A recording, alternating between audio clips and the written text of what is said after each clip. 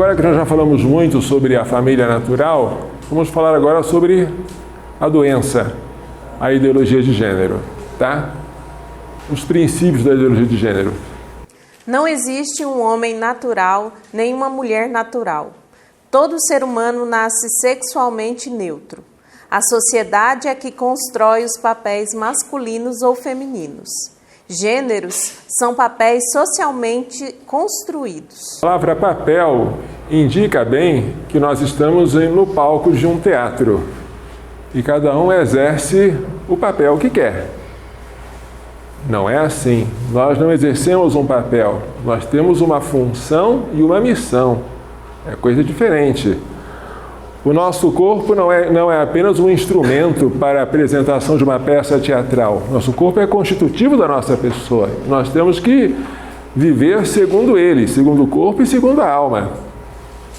Não é a natureza, mas a sociedade que impõe à mulher e ao homem certos comportamentos e certas normas diferentes. Por que a mulher brinca de boneca quando é pequena? Por quê? Dirão vocês, porque ela tem um instinto materno. A ideologia de gênero diz, porque a sociedade impõe isso a ela. E para desconstruir isso, já viram isso? Já viram esse livrinho? Esse é um entre tantos outros da ideologia de gênero usado nas nossas escolas para confundir as crianças. O que está escrito nele? Menino brinca de boneca. Estão convencendo os meninos a brincar de boneca também. Eu pergunto, para quê? Se não é natural, para que impor isso ao pobre coitado? Para fazer com que ele se sinta confuso, para querer nivelar as diferenças naturais. E esse aqui vocês conhecem? Não? Diversidades sexuais? Este aqui é um guia para o professor implantar a ideologia de gênero nos seus alunos. Aqui explica direitinho todos os princípios da ideologia de gênero.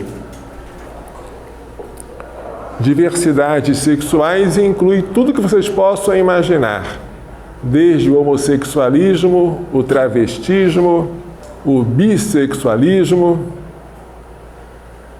todas as perversões estão aqui apresentadas como normais.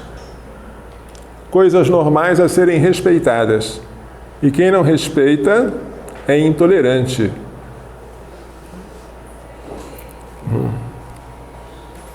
É interessante ver como esse livro tem atividades dinâmicas, brincadeiras, para inculcar essa ideologia nas crianças. Uma criança que se submete a isso, ela fica totalmente confusa. Ela fica com dúvidas do tipo, será que eu sou homossexual? Porque ela aprende aqui que o homossexual é algo com que o homossexualismo, que eles não chamam assim, chamam homossexualidade ou homoafetividade, é algo com o qual você já nasce. Então você tem que descobrir se é ou se não é essa coisa. Aí a criança fica confusa. Eu sou ou não sou? Vou descobrir. Veja quanto dano isso causa em cabecinhas que estão ainda se formando. Quanto distúrbio de comportamento isso cria. Porque eles não respeitam as idades menores. Isso aqui é um dano tão grave que eu compararia à pedofilia. Assim como o pedófilo não respeita a idade tenra da criança para satisfazer a sua lascívia com ela, os ideólogos de gênero não respeitam nem a inocência de uma criança que mal está saindo digamos, do útero materno, para poder ensinar essas coisas aqui, que não tem nada a ver com a natureza. Destruir a criança, destruir a inocência da criança, corrompê-la, é algo que a mim choca mais do que o aborto. A criança abortada não comete pecado, nem vai para o inferno. Mas uma criança corrompida, meu Deus. Tais ideias, que são meras construções sociais, servem para justificar o domínio da mulher pelo homem. É preciso desconstruir tais ideias, conscientizando a mulher de que ela está sendo enganada e explorada. Uma vez liberta de tais construções sociais, a mulher vê-se livre para construir a si mesma.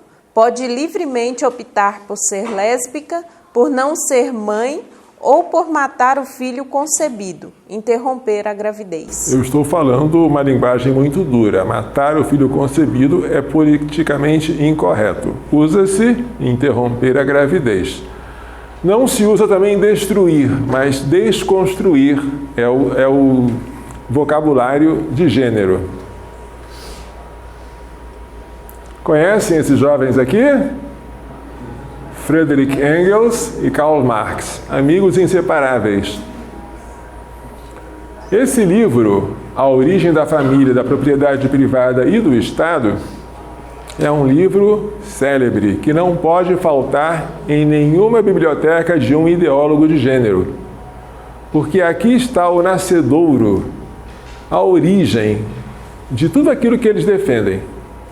Ouçamos o que Engels, nesse livro, que foi publicado em 1884, portanto depois da morte de Marx, o que Engels diz sobre esse assunto, a família, a propriedade privada e o Estado. Em um velho manuscrito não publicado, escrito por Marx e por mim em 1846, encontro as palavras: a primeira divisão de trabalho é aquela entre homem e mulher para a propagação dos filhos.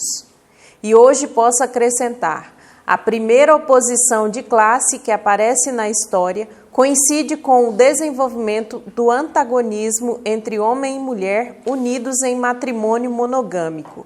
E a primeira opressão de classe coincide com a do sexo feminino pelo sexo masculino. Nós aprendemos que o comunismo diz que a primeira divisão de trabalho é aquela que houve entre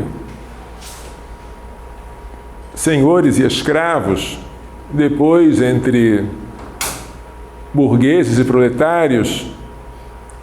Mas aqui neste escrito vai-se além. A primeira divisão de trabalho ocorre no seio da família. Homem e mulher têm trabalhos diferentes, e onde há diferença, há injustiça. Marx não admite diferenças justas. Se há injustiça, há então uma luta. E nessa luta, uma classe tenta oprimir a outra. Qual é a classe? A classe masculina oprimindo a classe feminina. Na primeira divisão de trabalho da história. Essa opressão ocorre dentro da família. Portanto, a família é má. E um papel do comunismo é destruir a família, para libertar o homem. Mas não é apenas o marido que oprime a mulher. Ambos oprimem os filhos. Porque não pode haver autoridade sem haver opressão. No Manifesto Comunista de 1848, quando os dois ainda eram vivos, veja o que está dito sobre o pátrio poder. Censurai-nos por querer abolir a exploração das crianças por seus próprios pais? Confessamos esse crime. É irônico, não é? Confessamos esse crime. Que as crianças sejam submetidas aos pais, para ele é uma exploração. Ele quer que isso desapareça. Crianças livres dos pais, mulheres livres dos maridos, sociedade livre das famílias. Isso é a felicidade. Porque antigamente era assim, dizem eles. Antigamente não havia família, homens e mulheres se cruzavam livremente e os filhos viviam por aí. A família só surgiu, dizem eles, quando apareceu a herança e a necessidade de preservar qual seria o herdeiro. Aí se inventou o matrimônio de um só homem por uma só mulher, para que se descobrisse quem era o filho e com quem ficaria a herança. Mas a família é uma instituição perversa e ela deve ser destruída. Assim diz o comunismo.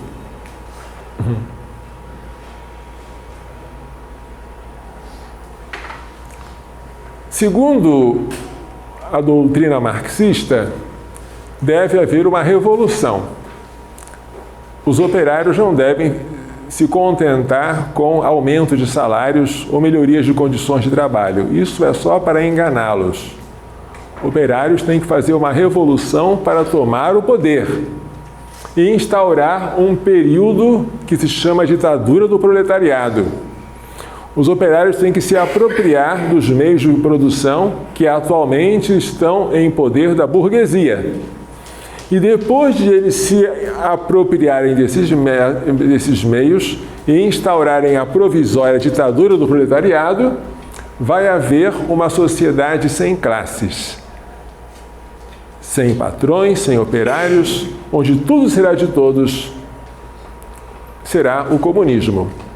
É assim que o comunista vê o futuro. Nós vemos o futuro como a ressurreição, a vida eterna, a felicidade em Deus, todos vendo a Ele face a face. O comunista vê o futuro como um paraíso terrestre, sem classes, sem propriedade, onde tudo é de todos, inclusive as famílias desaparecem, porque todas as mulheres são de todos os homens e vice-versa. Esta criação burguesa do matrimônio indissolúvel, monogâmico, com fidelidade, isso vai desaparecer. Analogamente, o feminismo de gênero, ele prega não apenas que a mulher tenha aquilo que era antes um privilégio do homem. Por exemplo, que ela possa trabalhar em cargos públicos, que ela possa ter bons salários, que ela possa votar. Isso é pouco. O que o feminismo de gênero prega não é uma melhoria da condição feminina, isso não. Prega uma revolução, que não será uma revolução proletária, será uma revolução feminista. As mulheres não vão se apropriar dos meios de produção como os operários, vão se apropriar dos meios de reprodução, que são os seus próprios corpos, que haviam sido alienados pela sociedade patriarcal. Estou usando a terminologia marxista. As classes sexuais serão eliminadas. Não haverá mais um homem e uma mulher, uma coisa chamada mulher e outra coisa chamada homem. Vai haver uma sociedade sem homens e sem mulheres, uma sociedade nivelada, massificada, uma sociedade livre de opressões. Vocês podem achar isso aqui meio estranho, e é mesmo, mas vocês vão ver agora o rosto de uma teórica desta teoria. Shulamit Firestone. A dialética do sexo. Esse livro, dá para perceber, é uma aplicação da dialética marxista à doutrina feminista. Como a meta da Revolução Socialista não foi somente a eliminação do privilégio da classe econômica, mas a eliminação da própria classe econômica, assim a meta da Revolução Feminista deve ser não apenas a eliminação do privilégio masculino, mas a eliminação da própria distinção de sexo. As diferenças genitais entre seres humanos não importariam mais culturalmente. Entenderam? Difícil entender. Entender é fácil, aceitar é impossível. Vamos lá. O tabu do incesto é necessário agora apenas para preservar a família. Então, se nós acabássemos com a família, na verdade acabaremos com as repressões que moldam a sexualidade em formas específicas. Tabu aqui é usado como uma proibição irracional. Na verdade, a palavra tabu é muito bonita. Ela foi criada pelos polinésios e indica algo sagrado, intocável, inviolado. Por exemplo, a vida. A vida é um tabu. Mas aqui o tabu é usado no sentido negativo. O tabu do incesto, ou seja, a proibição do incesto, existe para proteger a família, claro. Porque o incesto é a relação sexual entre pessoas que moram na mesma casa, entre pai e filha, mãe e filho, irmão e irmã, isso é proibido. Mas se nós acabarmos com a família, não haverá mais o tabu do incesto. Todos poderão praticar o ato conjugal livremente. Os tabus do sexo entre adulto-criança e do sexo homossexual desapareceriam, assim como as amizades não sexuais. Todos os relacionamentos estreitos incluiriam o físico. O que é isso aqui, hein? Pedofilia. Pedofilia seria permitido, assim como o homossexualismo. E toda amizade teria consigo o ato sexual. As amizades não sexuais desapareceriam. Assim ela prevê. Tá? Hoje, quando se fala de pedofilia, ainda se tem uma conotação negativa. Ainda se faz uma distinção artificial entre a pedofilia, que se detesta, e a homossexualidade, que se exalta. Mas é artificial. Quando você aceita a homossexualidade, de maneira coerente, tem que aceitar também a pedofilia. E ela é coerente. Os pedófilos dos Estados Unidos, é bom vocês saberem disso, associaram-se em uma organização chamada NAMBLA.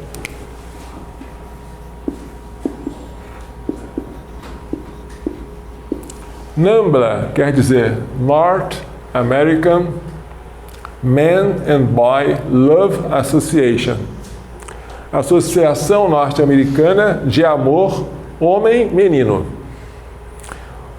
A NAMBLA, que tem página na internet, nambla.org, diz que a pederastia, ou o homossexualismo masculino com crianças, é a forma mais antiga de homossexualidade.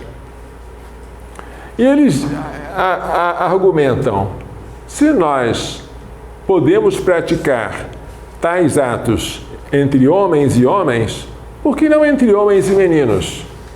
Isso seria um preconceito que eles chamam de ageism. Ageism você traduziria como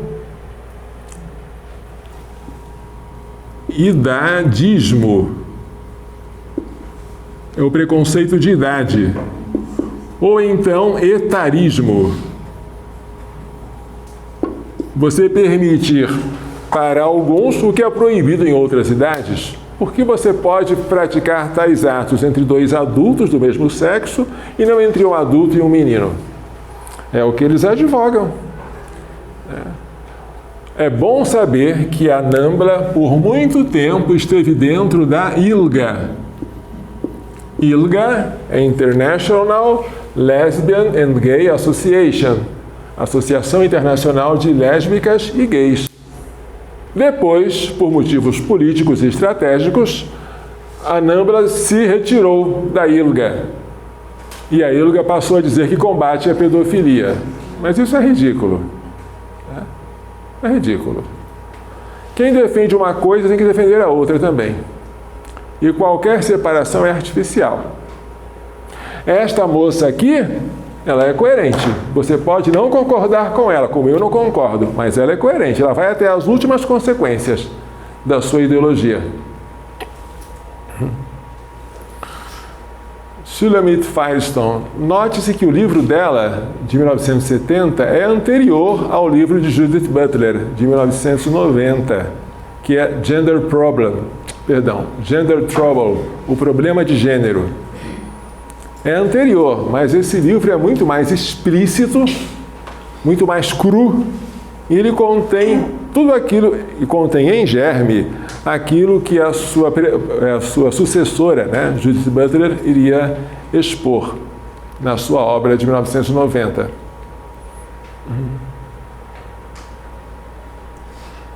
Conhece essas duas moças aqui?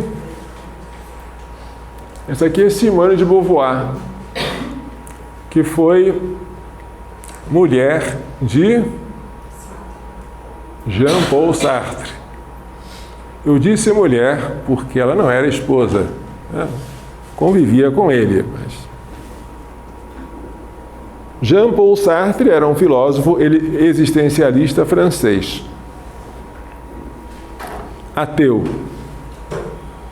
E ela compartilhava do ateísmo dele. Sartre e Beauvoir. Veja uma carta de Simone de Beauvoir à sua amiga norte-americana Betsy Friedan, feminista também. Não, devagar, assim. É tão bonita essa carta que vamos fazer uma pausa para lê-la. Pensamos que nenhuma mulher deveria ter esta opção. Não se deveria autorizar a nenhuma mulher ficar em casa para cuidar de seus filhos. A sociedade deve ser totalmente diferente. As mulheres não devem ter esta opção, porque se essa opção existe, demasiadas mulheres decidirão por ela. Por quê, hein? Pergunta que eu faço. Por que demasiadas mulheres decidirão por esta opção, se ela existir? A opção de ficar em casa com os filhos. Resposta nossa, porque isso é natural. Resposta dela, porque nós não queremos que isso aconteça. Veja como existe esse caráter totalitário. Você impõe uma ideia, mesmo sabendo que ela é antinatural, e exige que as pessoas cumpram. E as ovelhas balindo, aceitam o comando. Bem, eu queria que vocês vissem o que no documento de Pequim se fala sobre o assunto, porque foi em Pequim que a ideologia de gênero avançou em nível internacional, em 1995. A Conferência de Pequim. Na 4ª Conferência Mundial das Nações Unidas sobre a Mulher, realizada em setembro de 1995 em Pequim, houve uma enorme discussão com a tentativa de introduzir o termo gênero e a perspectiva de gênero no documento. Na ocasião, a ex-deputada dos Estados Unidos, Bella Abzug, disse: "O sentido do termo gênero evoluiu, diferenciando-se da palavra sexo, para expressar a realidade de que a situação e os papéis da mulher e do homem são construções sociais sujeitas à mudança." Gênero, construções sociais. Diante da preocupação dos delegados de diversos países em incluir o termo gênero no documento, Bella Abzug disse: "O conceito de gênero está encravado no discurso social, político e legal contemporâneo. Foi integrado à planificação conceitual, à linguagem dos documentos e programas dos sistemas das Nações Unidas. Os intentos atuais de vários estados de apagar o termo gênero da plataforma de ação e substituí-lo por sexo é uma tentativa insultante e degradante de revogar as conquistas das mulheres, de nos intimidar e de bloquear o progresso futuro." Como se vê, trocar sexo por gênero, para ela é inaceitável. Portanto, a palavra gênero não é nada inofensiva. Se ela gosta tanto é porque tem razão de gostar. Portanto, não usemos isso. Usar a linguagem do inimigo já é ceder a ele. Já é uma primeira derrota. Percebe-se a paixão com que a oradora defendia a ideologia de gênero na conferência, mas ela não estava sozinha. A feminista canadense Rebecca Cook, docente de Direito na Universidade de Toronto e redatora da Contribuição Oficial da ONU em Pequim, dizia que os gêneros masculino e feminino eram uma construção da realidade social, que deveria ser abolida. Quanto aos sexos, dizia ela que eles já não são 2, mas 5. Mulheres heterossexuais, mulheres homossexuais, homens heterossexuais, homens homossexuais e bissexuais. Obviamente, a afirmação de que existem 5 sexos não tem fundamento algum na biologia da espécie humana. Fundamenta-se numa ideologia que defende o homossexualismo em pé de igualdade com a união entre um homem e uma mulher. Mas, veja, a Conferência de 1995 foi a ocasião em que explodiu essa ideologia que havia sido iniciada em 1990 com Judith Butler. Agora, gente, o que a gente vai tentar fazer aqui é o antídoto. Falamos da saúde, falamos da doença e agora vamos tentar falar do remédio.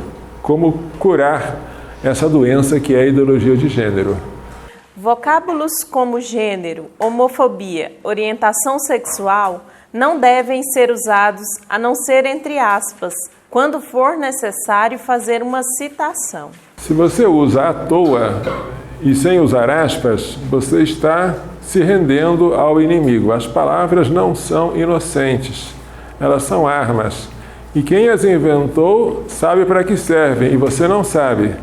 Manter-se sempre na posição de interrogador e conservar o outro na posição de interrogado. Fazer como nosso Senhor fazia com os fariseus e os escribas que estavam com má intenção.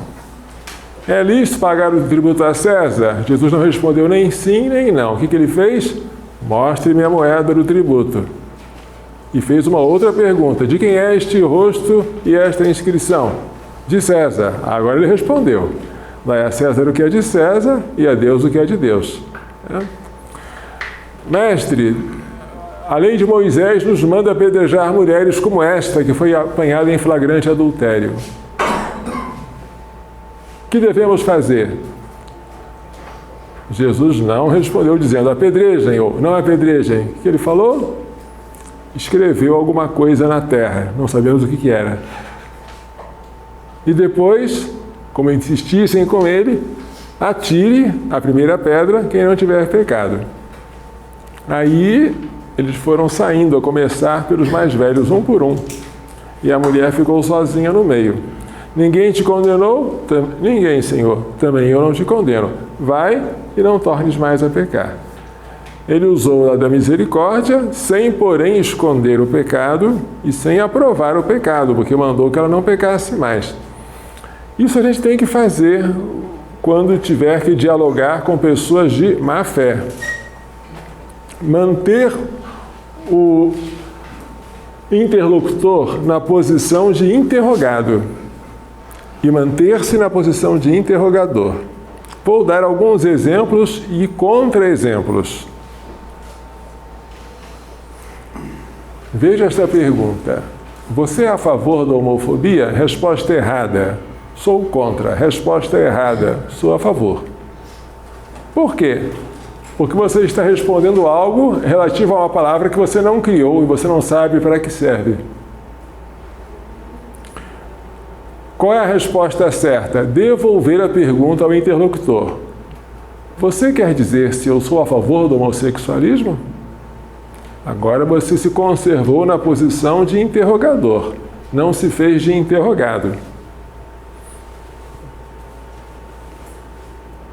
Você é homossexual ou heterossexual? Resposta errada, que muita gente dá nessa hora. Eu sou heterossexual. Errado. Os heterossexuais não existem. Existem homens e mulheres. A resposta certa seria eu sou homem ou eu sou mulher. E pronto.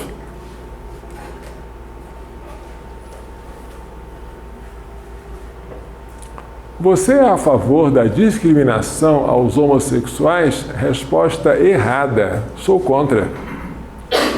Por quê? Porque o Catecismo da Igreja Católica diz com clareza: evitar-se-á para com eles, para os homossexuais, toda sorte de discriminação injusta. E como a Igreja não usa palavras inúteis, a palavra injusta tem a sua razão de ser aí. A Igreja não condena o aborto injusto, nem a eutanásia injusta, nem o adultério injusto. Ela condena o aborto, a eutanásia e o adultério. Quando ela diz que devemos evitar para com os homossexuais qualquer tipo de discriminação injusta, dá a entender que há algum tipo de discriminação que é justa. E de fato há. Então, você é a favor da discriminação aos homossexuais? Resposta errada, sou contra. Resposta certa, devolver a pergunta ao interlocutor. A que discriminação você se refere? A justa ou a injusta? Obviamente, o interlocutor também vai querer se fazer de interrogador. Então, para você, existem discriminações justas para com os homossexuais? Resposta errada a esta segunda interrogação. Claro que existem. Não façam isso. Conservem-se como interrogadores. Não entreguem ouro ao bandido. Devolvam a pergunta para ele. Você acha justo que uma dona de casa seja obrigada a conservar uma babá cuidando de seus filhos, mesmo depois de saber que ela é lésbica? Agora espera que ele responda. Se ele responder, eu acho justo, então não temos condições de dialogar. E se ele dissesse, é injusto, então, é isso que eu estou dizendo. Existem discriminações que são discriminações justas. Por exemplo, você não admitir uma lésbica para cuidar das suas crianças. É uma discriminação justa, porque para exercer o ofício de babá é preciso ter uma idoneidade moral. E o lesbianismo é um vício, não é uma opção legítima como qualquer outra. É um vício, é um pecado, é uma desordem moral. E a pessoa que livremente pratica esse vício, ninguém a obrigou, não pode querer ter o direito que outra pessoa que não tem o vício tem de cuidar dos seus filhos. Por exemplo, se chega um rapaz querendo ser padre e manifesta a sua vontade diante do reitor do seminário. Só que esse rapaz é homossexual. O que o reitor do seminário deve dizer para ele? Você não pode ser padre. Mas por que não? Você está me discriminando. Estou fazendo uma discriminação justa. Ninguém obriga você a praticar o que você pratica. Mas se pratica, você tem que arcar com o ônus da sua liberdade mal usada. Você está vivendo em pecado contra a castidade e contra a natureza. Então você não pode abraçar o sacerdócio. Na verdade, nem sequer enquanto você não se arrepende disso, você pode comungar. Quanto mais ser padre e consagrar o corpo e o sangue de Cristo. Não tem lógica. Se na fila da comunhão aparece um homem travestido de mulher querendo receber o corpo de Cristo, o padre tem que ter a coragem de negar. Mas isso é uma discriminação justa. Porque ninguém pode comungar o corpo de Cristo indignamente. E se esta indignidade aparece até na maneira de vestir, então chegou ao extremo. Quando o pecado grave é manifesto, o padre tem que negar a comunhão. O que são as prisões? As prisões são lugares onde são discriminados aqueles que fizeram coisas dignas de discriminação. Todos nós podemos nos locomover livremente, mas se cometemos um crime e somos condenados à prisão, ocorreu uma discriminação justa. Por isso, esse diálogo ilustra como é que nós temos que agir com aqueles que querem nos encostar contra a parede.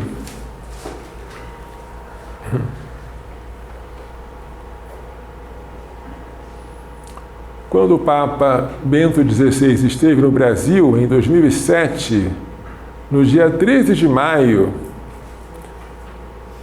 ele fez um discurso. Veja uma frasezinha deste discurso. As mães que desejam dedicar-se plenamente à educação dos seus filhos e ao serviço da família devem gozar das condições necessárias para o poder fazer. E por isso têm direito de contar com o apoio do Estado. De fato, o papel da mãe é fundamental para o futuro da sociedade. O Estado deve dar condições para que as mulheres possam trabalhar em casa sem precisar necessariamente sair para ajudar economicamente com a renda familiar. Isso é a função do Estado. É o que o Papa está dizendo aqui. Papa Bento XVI. Papa João Paulo II falava a mesma coisa. O antídoto para a ideologia de gênero é a valorização da família natural. Não se deve falar família tradicional, porque ao dizer família tradicional, parece que é uma família que existe por tradição, talvez por costume, mas que poderia ser mudada. Família natural é a família que respeita a natureza, a diversidade e a complementaridade dos sexos abertos à procriação. É diferente. Então, valorizar a família natural. Homens e mulheres não tenham vergonha de serem diferentes, de assumir isso. Eu tenho uma função diferente da dela e ela diferente da minha. Nós somos diferentes, complementares. Que eles formem uma unidade, mas não a uniformidade, nem a massificação. O Espírito Santo, ele fomenta a unidade sem uniformidade. É a unidade na diversidade. Isso que faz a riqueza da igreja. Que ambos, homem e mulher, se gloriem de ter filhos, muitos filhos, se possível, não é? Para a glória de Deus. Que não transfiram para o Estado a tarefa insubstituível de serem os primeiros educadores, os primeiros. E, sobretudo, não transcurem a educação religiosa das crianças. Em poucas pinceladas, isso é o antídoto para a ideologia de gênero.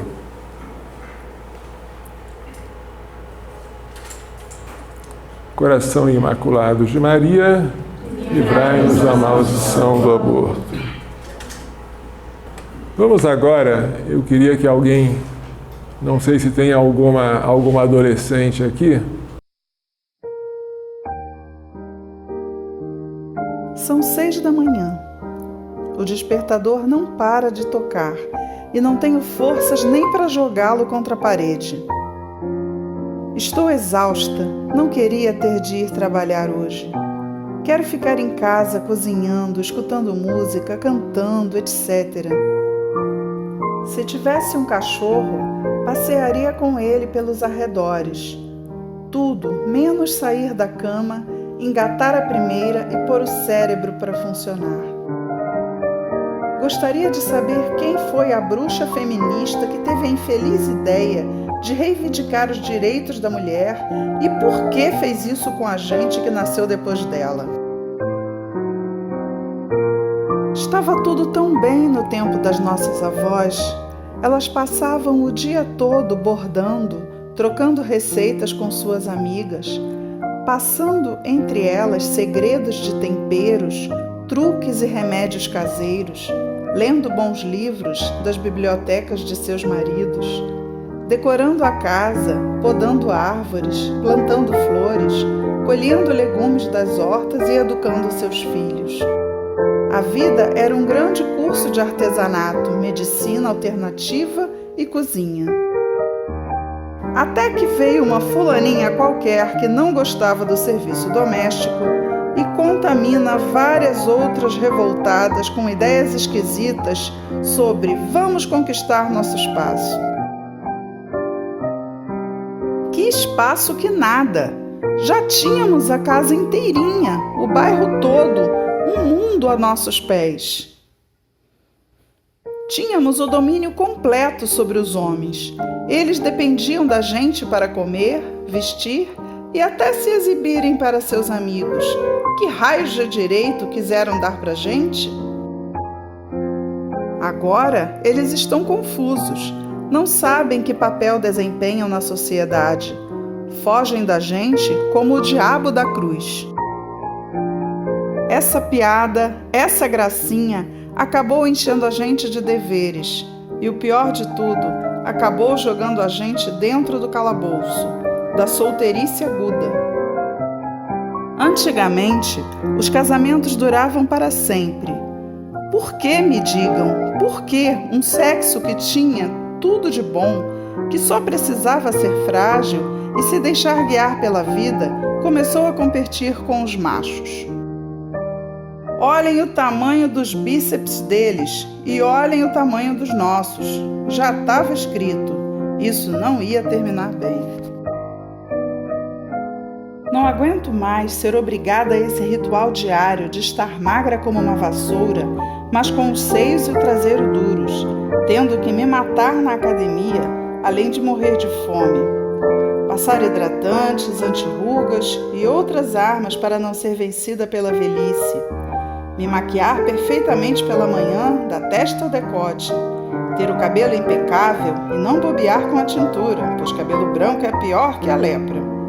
Escolher a roupa e os sapatos e os acessórios, não seja coisa de que não esteja apresentável com aquela reunião de trabalho. Nada me aborrece mais do que ter que decidir que perfume combina com meu humor, nem ter que sair correndo para ficar engarrafada no trânsito e ter que resolver a metade das coisas pelo celular, correr o risco de ser assaltada, de morrer atacada, ficar plantada o dia todo na frente da mesa do escritório trabalhando como uma escrava, moderna, é claro, com um telefone na orelha e resolvendo problemas um atrás do outro, para sair com os olhos vermelhos. Pelo monitor, é claro, para chorar de amor não sobra tempo. Estamos pagando o preço de estar sempre em forma, sem estrias, depiladas, sorridentes, perfumadas, unhas perfeitas, sem falar do currículo impecável, cheio de mestrados, doutorados e especializações. A gente se tornou supermulheres, mas continua ganhando menos que eles. Não era melhor, muito melhor, continuar tricotando na cadeira de balanço? Basta! Quero que alguém me abra a porta para eu passar, que afaste a cadeira quando for me sentar, que me mande flores, cartinhas com poesias, que me faça serenatas na janela. Se a gente já sabia que tinha um cérebro e que podia usar, para que a gente tinha que demonstrar isso para eles? Ai, meu Deus, são 6 da manhã e tenho que me levantar. Estou abdicando do meu posto de mulher moderna. Alguém mais quer se juntar? Me perdoa, mas tinha que dizer. Abraços, Flor.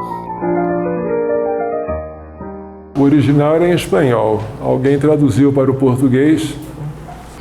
Isso que eu vou mostrar para vocês agora é uma entrevista, uma parte da entrevista de Alex Jones com Aaron Russo. Aaron Russo é um cineasta e ele já morreu. Mas nessa entrevista ele fala do diálogo que ele teve com Nixon Rockefeller. E nesse diálogo, aquilo que mais nos interessa é a questão do feminismo.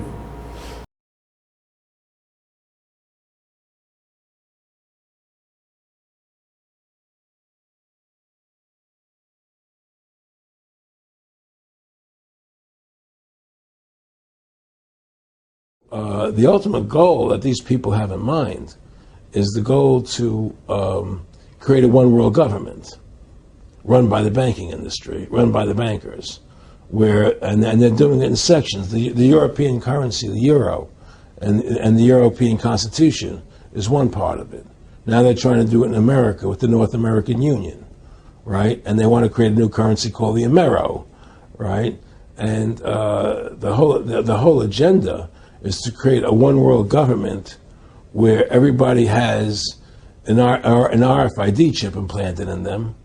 All money is to be in those chips, right? There'll be no more cash. And this is giving me straight from Rockefeller himself. This is what they want to accomplish. And all money will be in your chips. And so instead of having cash, anytime you have money in your chip, they can take out whatever they want to take out whenever they want to. If they say you owe us this much money in taxes, they just deduct it out of your chip digitally. Total control. Total control. And if you're like me or you, and you're protesting what they're doing, they can just turn off your chip. And you have nothing. You can't buy food.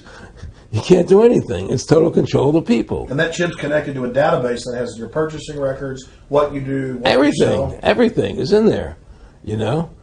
Vocês estão entendendo? Dá para ler tudinho? Vamos avançar, porque vamos parar na coisa sobre o feminismo, tá?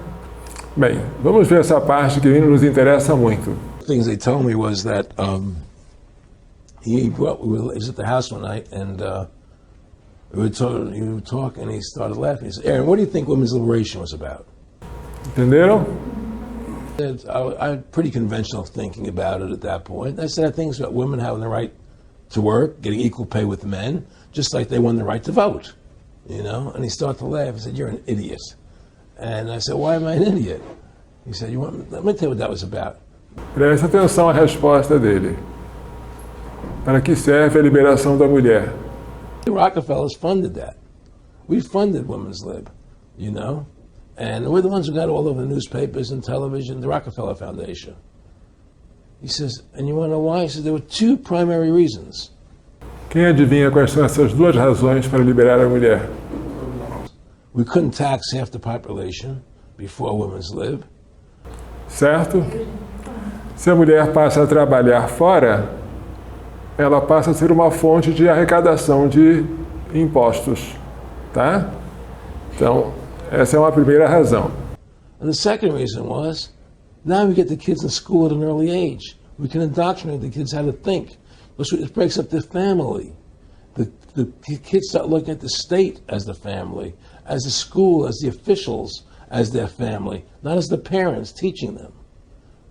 And so those are the two primary reasons for Women's Lib, which I thought up to that point was a noble thing. You know, when I saw their intentions behind it, where they were coming from when they created it, the thought of it, I saw the evil behind what I thought was a noble venture. Entenderam ou não entenderam? Então, a liberação, dita liberação da mulher, serve para aumentar a arrecadação de impostos e para as crianças ficarem à mercê do Estado, tá? E poderem ser doutrinadas.